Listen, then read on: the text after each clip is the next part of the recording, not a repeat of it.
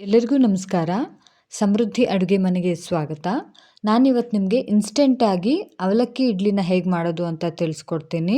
ಇದಕ್ಕೆ ಉದ್ದಿನ ಬೇಳೆ ಆಗಲಿ, ಸೋಡಾ ಆಗಲಿ, ಈನೋ ಪೌಡರ್ ಆಗಲಿ ಅಥವಾ ಅಕ್ಕಿ ಆಗಲಿ ಏನನ್ನೂ ನೆನೆಸದೆ ನಾವು ಯಾವುದನ್ನು ಯೂಸ್ ಮಾಡದೆ ಇನ್ಸ್ಟೆಂಟಾಗಿ ಇಮಿಡಿಯೇಟಾಗಿ ನಾವು ಹೇಗೆ ಮಾಡೋದು ಅಂತ ನಾನಿವತ್ತು ನಿಮಗೆ ತಿಳಿಸ್ಕೊಡ್ತೀನಿ. ಬನ್ನಿ ಹಾಗಾದರೆ ಹೇಗೆ ಮಾಡೋದು ಅಂತ ನೋಡೋಣ. ನಾನಿಲ್ಲಿ 1.5 ಕಪ್ ಆಗುವಷ್ಟು ಇಡ್ಲಿ ರವೆನ ತೊಗೊಂಡಿದ್ದೀನಿ. ಯಾವುದೇ ಬ್ರ್ಯಾಂಡ್ ಆಗಿರಲಿ, ನಿಮಗೆ ಯಾವ ಬ್ರ್ಯಾಂಡ್ ಇಷ್ಟನೋ ಆ ಬ್ರ್ಯಾಂಡ್ದು ಇಡ್ಲಿ ರವೆನ ತೊಗೊಳ್ಳಿ.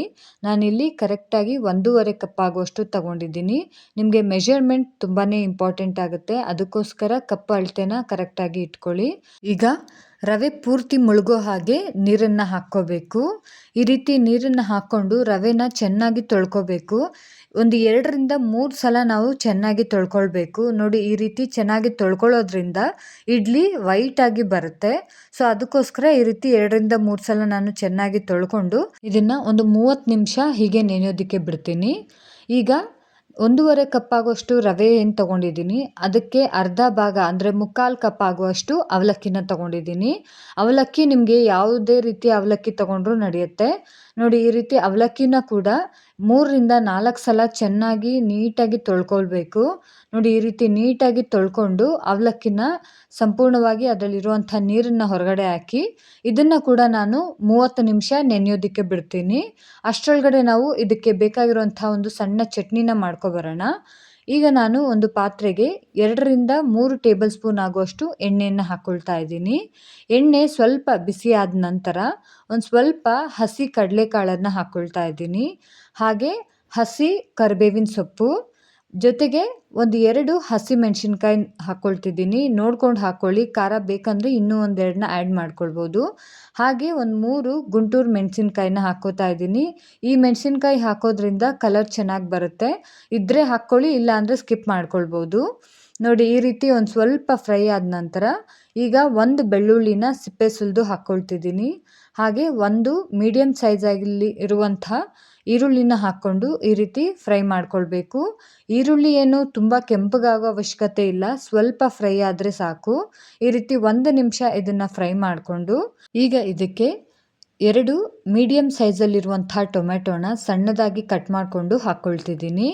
ನೋಡಿ, ಈ ರೀತಿ ಟೊಮೆಟೊನೂ ಹಾಕ್ಕೊಂಡು ನಾವು 1 ನಿಮಿಷ ಫ್ರೈ ಮಾಡ್ಕೊಳ್ಬೇಕು. ಟೊಮೆಟೊ ಚೆನ್ನಾಗಿ ಸಾಫ್ಟ್ ಆಗಬೇಕು, ಅಲ್ಲಿವರೆಗೂ ನಾವು ಇದನ್ನು ಬೇಯಿಸ್ಕೊಳ್ಬೇಕಾಗುತ್ತೆ. ಸೊ ಈಗ ನಾನು ಇದಕ್ಕೆ 1/4 ಟೇಬಲ್ ಸ್ಪೂನ್ ಆಗುವಷ್ಟು ಅರಿಶಿನ ಹಾಕ್ಕೊಳ್ತಾ ಇದ್ದೀನಿ. ಹಾಗೆ ರುಚಿಗೆ ತಕ್ಕಷ್ಟು ಉಪ್ಪನ್ನು ಹಾಕ್ಕೊಳ್ತಿದ್ದೀನಿ. ಉಪ್ಪನ್ನು ಈಗಲೇ ಹಾಕೋದ್ರಿಂದ ಟೊಮ್ಯಾಟೊ ಮತ್ತು ಈರುಳ್ಳಿ ಬೇಗ ಸಾಫ್ಟ್ ಆಗುತ್ತೆ ಮತ್ತು ಬೇಗ ಬೇಯುತ್ತೆ. ಅದಕ್ಕೋಸ್ಕರ ಸ್ಟಾರ್ಟಿಂಗಲ್ಲಿ ಉಪ್ಪನ್ನು ಹಾಕ್ಕೊಬಿಡಿ. ಈಗ ಇದನ್ನು ನಾವು ಮುಚ್ಚಳ ಮುಚ್ಚಿ ಒಂದು 2 ನಿಮಿಷ ಬೇಯೋದಕ್ಕೆ ಬಿಡಬೇಕು.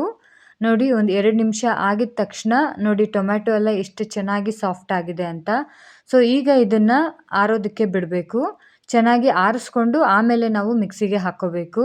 ನೋಡಿ, ಈ ರೀತಿ ಒಂದು ಸಣ್ಣದಾದಂಥ ಮಿಕ್ಸಿ ಜಾರ್ನ ತಗೊಂಡು ನೀಟಾಗಿ ಇದೆಲ್ಲವೂ ಕೂಡ ಆರಿರಬೇಕು. ಚೆನ್ನಾಗಿ ಆರಿದ್ಮೇಲೆ ನುಣ್ಣಗೆ ಪೇಸ್ಟ್ ರೀತಿ ನಾವು ಈ ಒಂದು ಚಟ್ನಿನ ರೆಡಿ ಮಾಡ್ಕೊಳ್ಬೇಕು.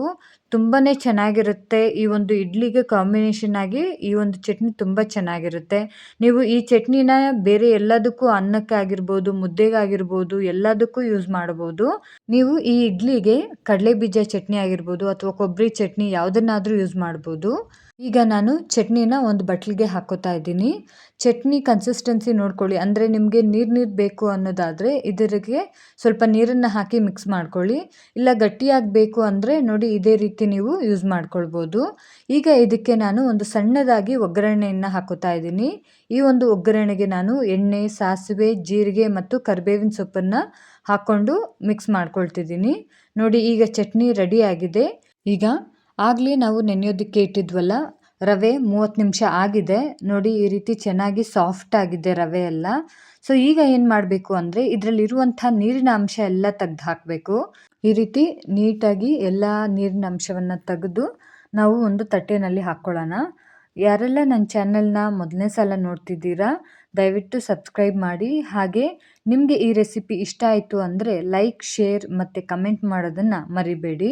ನೋಡಿ, ಈ ರೀತಿ ಸ್ವಲ್ಪ ಸ್ವಲ್ಪನೇ ತಗೊಂಡು ಇದರಲ್ಲಿರುವಂಥ ನೀರಿನ ಅಂಶನ ಸಂಪೂರ್ಣವಾಗಿ ಹೊರಗಡೆ ಹಾಕಬೇಕು. ಈ ರೀತಿ ಮಾಡೋದ್ರಿಂದ ಇಡ್ಲಿ ತುಂಬ ಸಾಫ್ಟಾಗಿ ತುಂಬ ಚೆನ್ನಾಗಿ ಬರುತ್ತೆ. ನೋಡಿ, ಹೀಗೆ ಎಲ್ಲ ನೀರನ್ನು ಹಿಂಡಿ ಹೊರಗಡೆ ತಗೊಂಡಿದ್ದೀನಿ. ನೋಡಿ, ಈ ರೀತಿ ಒಂದು ಪ್ಲೇಟಲ್ಲಿ ಹಾಕಿ ಇಟ್ಕೊಂಡಿದ್ದೀನಿ. ಈಗ ನೋಡಿ ರವೆ ಎಷ್ಟು ಸಾಫ್ಟಾಗಿ ಇದೆ ಅಂತ. ಸೊ ಈಗ ನಾನು ಈ ಒಂದು ನೀರನ್ನು ಹೊರಗಡೆ ಹಾಕಿ ಇದೇ ಪಾತ್ರೆಗೆ ನಾನು ಈ ರವೆ ಮಿಶ್ರಣವನ್ನು ಹಾಕ್ಕೊಳ್ತಾ ಇದ್ದೀನಿ. ಅದೇ ಪಾತ್ರೆ ಅಥವಾ ನೀವು ಬೇರೆ ಪಾತ್ರೆ ಕೂಡ ಯೂಸ್ ಮಾಡ್ಕೊಳ್ಬೋದು. ನಾನು ಅದೇ ಪಾತ್ರೆಗೆ ಈ ಒಂದು ರವೆನ ಹಾಕ್ಕೋತಾ ಇದ್ದೀನಿ. ಈಗ ನಾವು ಅವಲಕ್ಕಿನ ನೋಡೋಣ. ನೋಡಿ, ಅವಲಕ್ಕಿ ಕೂಡ ಅಷ್ಟೇ 30 ನಿಮಿಷ ಆಗಿದೆ. ನೋಡಿ, ನಾನು ಸ್ವಲ್ಪ ನೀರಿದ್ರೂ ಕೂಡ ಅದೆಲ್ಲ ಹೀರ್ಕೊಂಡು ಈ ರೀತಿ ಉದುರುದ್ರಾಗಿ ಆಗಿದೆ. ಈ ರೀತಿ ಆಗಿರೋದ್ರಿಂದ ನಾವು ಇದನ್ನು ಈಗ ಮಿಕ್ಸಿ ಜಾರ್ನಲ್ಲಿ ಹಾಕ್ಕೊಳ್ಳೋಣ. ಈ ಅವಲಕ್ಕಿನ ಮಿಕ್ಸಿ ಜಾರ್ನಲ್ಲಿ ಹಾಕ್ಕೊಳ್ತಾ ಇದ್ದೀನಿ. ಇದನ್ನು ಕೂಡ ನಾನು 30 ನಿಮಿಷ ನೆನೆಸ್ಕೊಂಡಿದ್ದೀನಿ. ಅದಕ್ಕೋಸ್ಕರ ಇದು ಕೂಡ ಸಾಫ್ಟಾಗಿ ಚೆನ್ನಾಗಿ ಬಂದಿದೆ. ಈಗ ಇದಕ್ಕೆ ನಾನು ಒಂದು 3/4 ಕಪ್ ಆಗುವಷ್ಟು ಹಸಿ ಕೊಬ್ಬರಿನ ತೊಗೊಂಡಿದ್ದೀನಿ. ಕೊಬ್ಬರಿ ಹಿಂದೆ ಇದ್ದಂಥ ಸಿಪ್ಪೆನೆಲ್ಲ ಸುಲಿದು ತೊಗೊಂಡಿದ್ದೀನಿ. ಆಗ ಇಡ್ಲಿ ವೈಟಾಗಿ ಬರುತ್ತೆ. ಈಗ ನಾನು ಒಂದು ಅರ್ಧ ಕಪ್ ಆಗುವಷ್ಟು ಸಪ್ಪೆ ಮೊಸರು ಅಂದರೆ ನಾರ್ಮಲ್ ಮೊಸರು, ಇದಕ್ಕೆ ಉಪ್ಪು ಏನೂ ಹಾಕಿಲ್ಲ, ಆ ರೀತಿ ನಾರ್ಮಲ್ ಆಗಿ ಫ್ರೆಶ್ ಆಗಿರುವಂಥ ಮೊಸರನ್ನು ತೊಗೊಂಡಿದ್ದೀನಿ. ಇದಕ್ಕೆ ನಮಗೆ ರುಬ್ಬೋದಕ್ಕೆ ಅಂದರೆ ಇಡ್ಲಿ ಕನ್ಸಿಸ್ಟೆನ್ಸಿ ಎಷ್ಟು ಬೇಕೋ ಅಷ್ಟು ನೀರನ್ನು ಹಾಕ್ಕೊಂಡು ನಾವು ನುಣ್ಣಗೆ ರುಬ್ಕೋಬೇಕು. ನಮಗೆ ಇಡ್ಲಿ ಹೇಗೆ ನಾವು ರುಬ್ತೀವಿ ಆ ರೀತಿ ನುಣ್ಣಗೆ ನಮಗೆ ಎಷ್ಟು ಕನ್ಸಿಸ್ಟೆನ್ಸಿ ಬೇಕು ಆ ರೀತಿ ನಾವು ಇದನ್ನು ಈ ರೀತಿ ನುಣ್ಣಗೆ ಪೇಸ್ಟ್ ರೀತಿ ಮಾಡ್ಕೊಳ್ಬೇಕು. ತುಂಬ ನೀರನ್ನು ಹಾಕಿ ನೀರಾಗಿ ಮಾಡ್ಕೊಬಿಡಬೇಡಿ. ಈ ರೀತಿ ಒಂದು ಸ್ವಲ್ಪ ಕ್ರೀಮಿ ಟೆಕ್ಸ್ಚರ್ ರೀತಿ ನಾವು ನುಣ್ಣಗೆ ಪೇಸ್ಟ್ ಮಾಡಿಕೊಂಡ್ರೆ ಸಾಕು. ನೋಡಿಕೊಂಡು ನೀರು ಹಾಕ್ಕೋಬೇಕು. ಈಗ ಈ ಒಂದು ಮಿಶ್ರಣವನ್ನು ನಾನು ರವೆಯಲ್ಲಿ ಏನು ಕಲಸಿಟ್ಕೊಂಡಿದ್ವಿ ಆ ಒಂದು ಮಿಶ್ರಣಕ್ಕೆ ನಾನಿಲ್ಲಿ ಹಾಕ್ಕೊಳ್ತಾ ಇದ್ದೀನಿ. ನೋಡಿ, ಇದರಲ್ಲಿರುವಂಥ ಎಲ್ಲ ಮಿಶ್ರಣವನ್ನು ಹಾಕ್ಕೊಂಡು ಈ ಒಂದು ಮಿಶ್ರಣವನ್ನು ನಾವು ಒಂದು 2-3 ನಿಮಿಷ ಚೆನ್ನಾಗಿ ಮಿಕ್ಸ್ ಮಾಡ್ಕೊಳ್ಬೇಕು. ಈ ರೀತಿ ನಾವು ಎಷ್ಟು ಚೆನ್ನಾಗಿ ಮಿಕ್ಸ್ ಮಾಡ್ಕೊಳ್ತೀವೋ ಇಡ್ಲಿ ಕೂಡ ಅಷ್ಟೇ ಚೆನ್ನಾಗಿ ಬರುತ್ತೆ.